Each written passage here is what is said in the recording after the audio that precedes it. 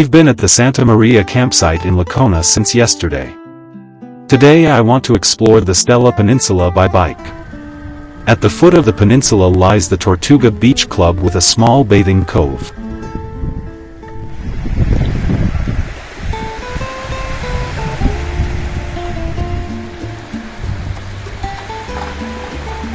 From here, the trail climbs toward another campsite perched on the hillside. A strong wind whips dark clouds toward me. A ghostly scene of light and darkness presents itself.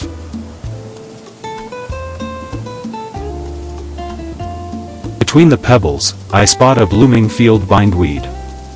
I'm surrounded by bushes of flowering juniper.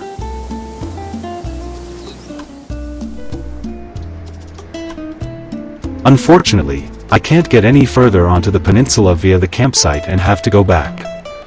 A washed-out path leads steeply uphill in places. It's actually something for mountain bikers.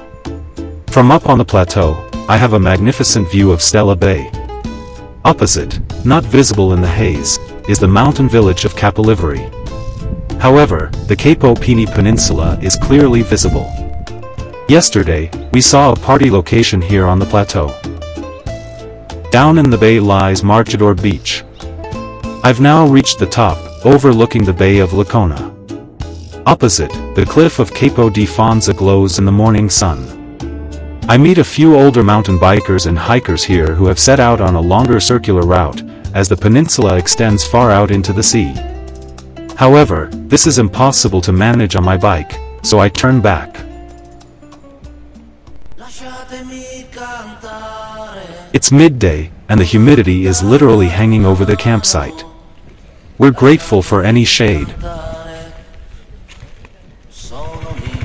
Others use the breeze to cool off.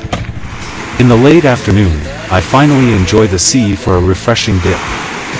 In the distance, you can see the volcanic cone of the island of Monte Cristo. At 6 p.m., the mini taxi takes the children around the campsite before they go to bed. It's the next day, and I cycle to the other side of the campsite, to Punta della Contessa. There's also a campsite up here, far above the sea, and I have a wonderful view of the expansive sandy beach of Lacona. The special feature of Punta della Contessa, however, are the broken rocks that lie in the sea.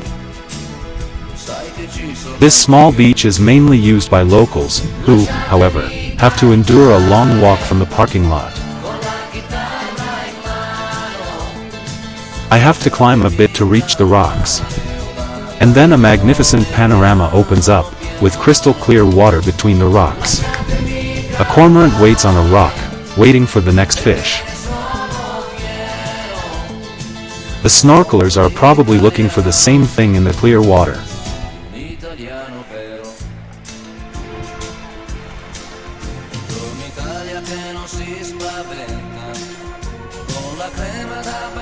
The couple probably imagined the tranquility differently. The small bay is something special. Late in the afternoon, we drive in a rental car over Monte Carbone to the small town of Marina di Campo, 10 kilometers away. The sun is just setting, and there are already a few people heading towards the restaurants.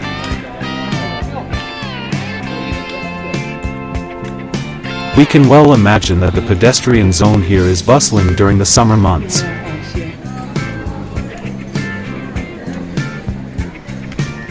At the harbor, we discover one restaurant after another.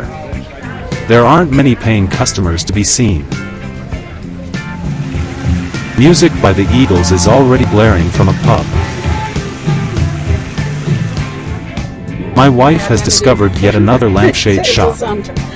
Piazza Gaetano looks as if it's been newly renovated.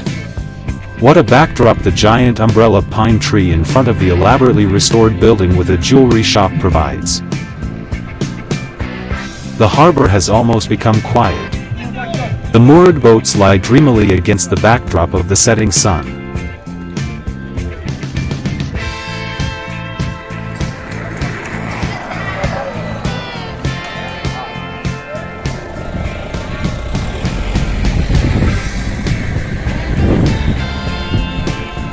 We settle down for a sundowner in a bar overlooking the harbor on this balmy evening before returning to the campsite.